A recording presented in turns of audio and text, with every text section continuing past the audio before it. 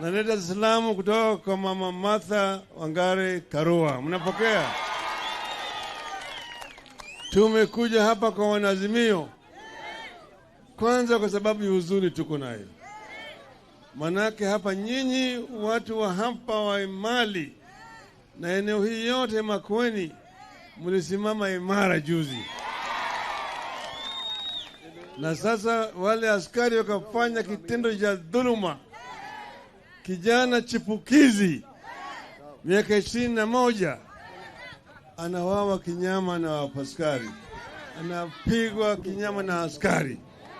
Ndio sababu tumekuja kusema shame on you, shame on you. Shetani, shetani. Huyo kijana alikuwa ameahidi mama yake, mimi nikienda kwa chuo kikuu nitasoma vizuri, nikimaliza nifanye kazi nije nikojengewe nyumba. Sasa amepigwa risasi, ameuawa na polisi. Na hata yeye kwa maandamano. Hawa polisi wamefanya kitendo ya kinyama sana.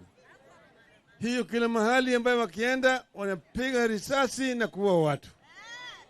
Juzi tumezika huko upande wa Siaya watu 5. Kule Vihiga watu 3. Kwa jumla wamepiga watu ambao wameua 72 ambao wameua na risasi ya polisi. Alafu mwingine anaitwa Bwana Kome. Anasema sisi tumeenda kutafuta maiti ya kuonyesha kwa picha. Sio ni mtu mjinga. Sio ni mjinga. Yale ambayo jamaa wamefanya ni unyama. Wanaua watu ambao hawana hatia. Manake maandamano iko kwa sheria yetu.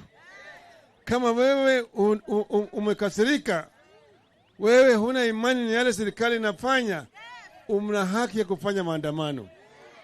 Na polisi sio upatie wewe ruhusa. Wewe unaambia polisi tu, mimi tutafanya maandamano hapa na hapa. Sawa sawa? Sasa wanatoka na wanachukua risasi, wanaua na watu wetu. Wakenya walisema gharama ya maisha imepanda. Bei ya unga siku juu sana. Bei ya mafuta, bei ya sukari, si kila kitu kimepanda. Ndio sababu Wakenya wakasema hii bei irudishwe chini. Maana Waswahili walisema ati kibebasho kikivuja ni nafuu kwa mchukuzi. Sio? Sasa jamaa kila mara wanapiga kifua. Wanaonyesha sisi kwamba wao kuna nguvu, hawao na serikali. Mimi naitwa Sibo na Kindiki kichieta. Kindiki anapiga kelele, sauti yake hata sisikii. Si kama mwanamke naongea au mwanaume. Ye anatisha sisi kama Wanazimio. Tutaendelea mbele. Sisi kama Wakenya hatuwezi kutishwa. Tumesema gharama ya maisha irudi chini. Pili, ile sava pale matokeo iliingia ifunguliwe. Mnakubaliana haya? Mnakubaliana haya? Alipowachana na vyama vyetu, wale wajumbe ambao wameshakuwa malaya wamenunuliwa warudi huku kwa wananchi, tukutane nao kwa debe. Mnaunga mkono? Mnaunga mkono? Kama wewe ulichaguliwa na Wiper, sasa unataka kwenda kwa Kenya kwisha, kuvuka mpaka, turudi uwanjani na wewe kwa wananchi upigwe kura tena. Sio ni sawa? Sio ni sawa? Alafu wachana chama chetu kama Jubilee, wachana naye. Sio ni sawa? Sasa mimi natoa shukrani sana kwenu. Nyinyi mlipiga kura kwa fujo kwa baba na mama. Si mlipiga kura kwa fujo sana? Hiyo kura ambayo mlipiga haikwenda bure. Walifanya ulaghai, lakini tuko nao. Tumekubali sasa maongeo. Tumesema tuko tayari kujadiliana na wao. Timu yetu inaongozwa na Stephen Kalonzo Musyoka. Mwana hiyo timu yetu hiyo inaitwa Azimio First 11. Azimio First 11 sio? wao walileta sisi third division team. Sasa Kalonzo yuko pale, kuna mwingine sisi naitwa Ichungwa si Chetha hii.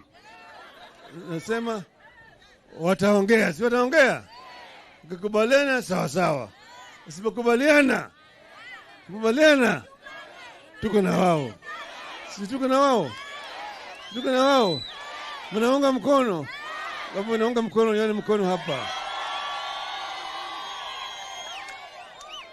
Sasa tuko hapa na ujumbe wenu Jessica. Mama shupavu sana, najua kufanya kazi. Tuko pale na gavana wa area kutoka kule upande wa Murang'a. Fred Okango wako naye hapo. Pande hile mnaona Eugene wa Malwa. Tumeona.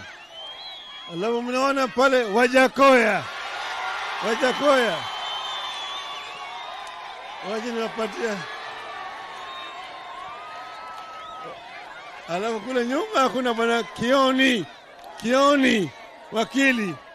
Sasa nataka wasalimu tu sasa jambo.